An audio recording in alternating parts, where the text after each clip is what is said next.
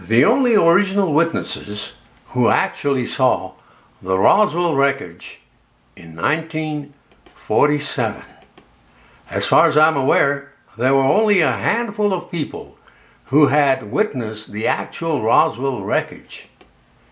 Mac Brazel and his son Vernon Brazel both witnessed it on June 14, 1947 at J.B. Foster Ranch. And then on July 4th, by Major Jesse Marcel and Counterintelligence Officer Sheridan Cabot, who both witnessed it at J.B. Foster Ranch. Colonel William Blanchard, Brigadier General Roger Ramey, and Weather Officer Irving Newton, also at J.B. Foster Ranch, as well as at General Roger Ramey's office, where parts of the fragments were taken too for display.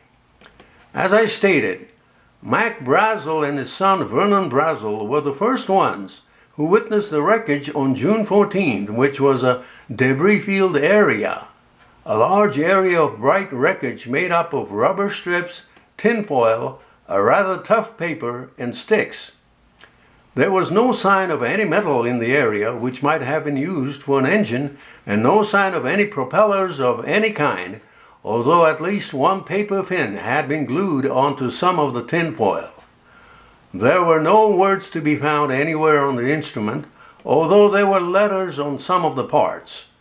Considerable Scotch tape and some tape with flowers printed upon it had been used in the construction. A press conference was held on July 5, 1947 at General Ramey's office in Roswell. Prior to the press conference, a weather officer by the name of Irving Newton remembered seeing pieces of what he recognized as a weather balloon laid out in Ramey's office. In 1990, Newton told investigators, quote, "I remember Major Marcel chased me all around that room. He kept saying things like, 'Look how tough that metal is. Look at the strange markings on it.' While I was examining the debris, Marcel was picking up pieces of the radar target sticks and trying to convince me that some notations on the sticks were alien writings. But I was adamant that it was a weather balloon with a Raywin radar target. I think he was embarrassed as crazy, and he would like to do anything to make that turn into a flying saucer." Unquote. This was the end of the whole story. Roswell became a non-issue until more than 30 years later, when a partially disinformative book entitled The Roswell Incident was published, and gullible folks, as well as the so-called UFO industry and the UFO Museum in Roswell, played a role in propagating the story all over again.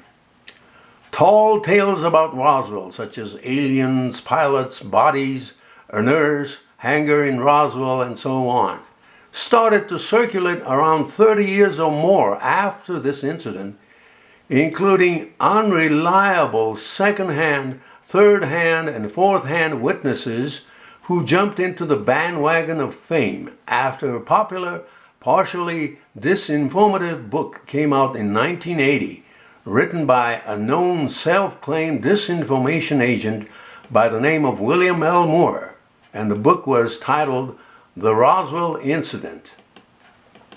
By the way, it was also in 1980, the very same year of the publication of the Roswell Incident, that William L. Moore visited Kirtland Air Force Base in Albuquerque, New Mexico, to collaborate on another project with another self-claimed UFO disinformation agent, Richard C. Doty, who was working as an AFOSI, Air Force Office of Special Investigation Officer, at the base. Please click and read the entire article titled Roswell 1947, Creation of a Modern Myth, How It All Started.